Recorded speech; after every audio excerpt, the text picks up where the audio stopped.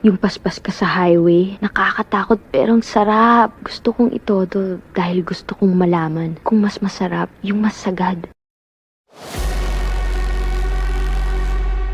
Nagsisimula ang kwento ng pelikula sa isang dalaga na nagngangalang Valerie. Si Valerie ay isang masipag na estudyante na pursigidong matapos ang kanyang pag-aaral. Dahil dito, kinailangan niyang lumipat at pansamantalang tumira sa isang dormitoryo sa Maynila upang mas mapadali ang kanyang pagpasok sa paaralan. Sa parehong paaralan na iyon, nagtuturo ang isang propesor na nagngangalang Andrew, na kilala bilang isang seryoso at dedikadong guro. Habang abala si Professor Andrew sa pagbabasa ng kanyang mga libro sa loob ng silid-aklatan, isang di inaasahang pagkakataon ang kumuha ng kanyang atensyon. Sa ilalim ng mesa kung saan nakaupo ang ilang mga babaeng estudyante, may nakita siyang magandang tanawin na talaga namang, Sarap! ang guro ay isang makisig at kaakit-akit na lalaki, kaya't hindi maiwasan ng ilang babaeng estudyante na mapatingin at mahalina habang siya ay nagtuturo ng leksyon sa klase. Siya ay naninirahan sa dormitoryo na katapat lamang ng tinutuluyan ni Valerie.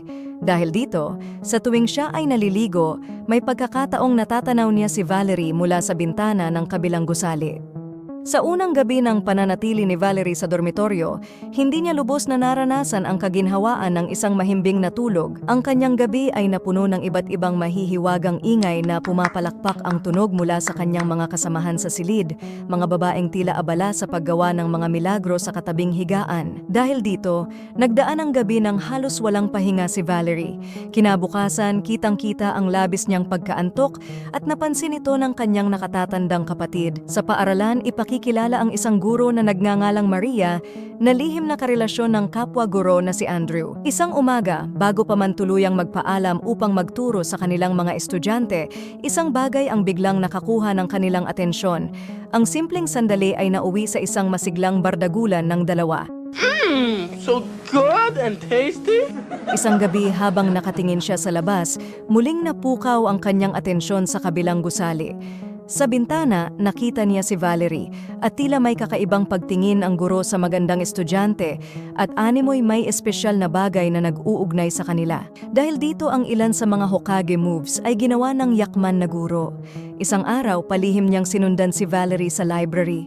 Habang abala ang dalaga sa paghahanap ng libro, sinubukan niyang idikit ang kanyang siko sa braso ng babae. Gayunpaman nabigo si Andrew sa kanyang balak dahil agad itong napansin ni Valerie na tila naging mas alerto sa kanyang kilos, kaya't ibinuhos na lamang niya sa magandang guro ang matinding damdaming nararamdaman sa kanyang katawan.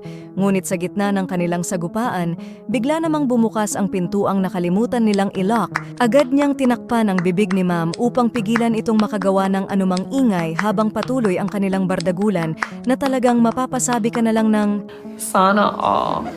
sa sumunod na tagpo. Hindi na napigilan ni Andrew ang kanyang nararamdaman para kay Valerie nang magtama muli ang kanilang mga mata. Sa reaksyon ng dalaga, tila na uunawaan na niya ang intensyon ng guro sa mga susunod na mangyayari. Sa gitna ng mainit na katanghalian, habang abala ang lahat sa kani-kanilang gawain sa paaralan, maingat na sinundan ni Andrew si Valerie hanggang sa makarating sila sa isang walang taong CR. Matapos makumpirma na si Valerie ay nasa loob, agad na nagmasid si Andrew sa paligid upang tiyaking walang nakakakita bago siya sumunod. Tila alam ni Andrew na batid na ni Valerie ang hindi mapigil na pagnanasa at matinding paghanga niya sa dalaga na ngayon ay nasa harapan na niya. Sa kabila nito, binigkas ni Valerie ang isang babala na maaaring mawala ng trabaho si Andrew kung magpapadala siya sa kanyang mga balak at mahuhuli sila sa gagawin niyang kapusukan. Ngunit sa ekspresyon ng mukha ni Valerie, tila may pahapyaw na pagsang-ayon sa nais ni Andrew na mangyari sa mga sandaling iyon. At sa mga sumunod na tagpo, habang unti-unti nang nagsipasukan ang iba pang mga estudyante sa CR sa pelikula, dumating ang bahagi kung saan naganap ang mga eksenang talaga namang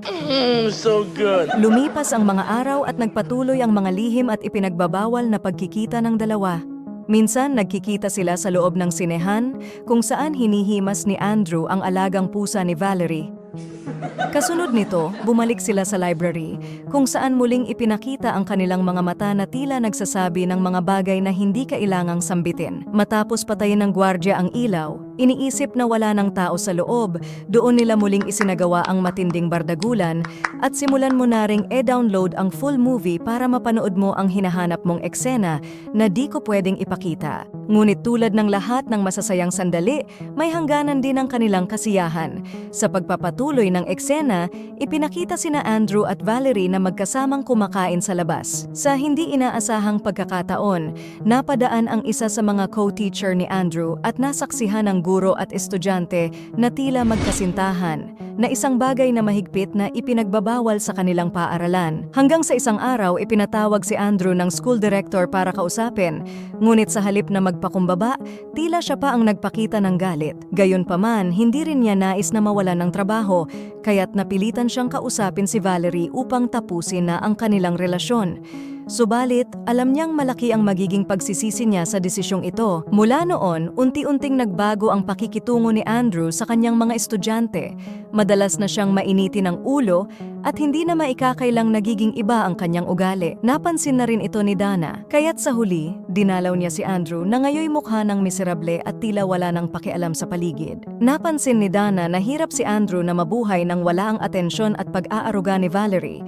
Minsan, sinubukan niyang lapitan si Valerie, ngunit halata niyang tila nawalan na ito ng interes kay Andrew. Pinuntahan din niya si Valerie sa kabilang dorm, ngunit sa labas pa lang ay nakarinig na siya ng hindi magagandang salita mula sa mga tao roon. Tila ba napakalalim ng pagkahumaling ni Andrew kay Valerie hanggang sa punto na parang hindi na niya nakikilala ang kanyang sarili. Sa desperasyon niyang mapalapit muli kay Valerie, gumawa siya ng isang planong hindi inaasahan para sa isang guro. Naglagay siya ng make-up, nagbihis ng pambabaeng kasuotan, at nagbalat kayo bilang isang babae upang makapasok sa dorm kung saan naroroon si Valerie. Isang gabi, habang abala ang lahat sa kasiyahan sa kabilang dorm, sinamantala ni Andrew ang pagkakataon upang makapasok. Tulad ng kanyang inaasahan, hindi siya napansin ng mga babaeng naroroon, kaya matagumpay niyang narating ang kwarto kung saan matatagpuan ang kanyang hinahanap. Sa kanilang muling pagkikita, kahit madilim ang paligid, hindi nagkamali si Valerie. Alam niyang pamilyar sa kanya ang taong nasa harapan niya. Walang duda, ito ang guro na pilit niyang iniiwasan. Ngunit sa pagkakataong ito, hindi na niya nagawang umiwas pa at tuluyan ng binayo ni Andrew ang palay ni Valerie na talaga namang sarap. buti na lang at nagawa ni Valerie na sumigaw nang hindi na niya makayanan ang labis na kalupitan mula kay Andrew. Dahil dito, dumagsa ang iba pang mga tao sa dorm patungo sa kwarto. Agad nilang nakita ang isang tao na hindi dapat naroon sa mga oras na iyon. Nakita rin nila si Valerie na umiiyak, kaya't hindi na nila kinailangan pang magtanong upang maunawaan ang nangyari. Nakilala nila si Andrew at batid nilang siya ang may sala.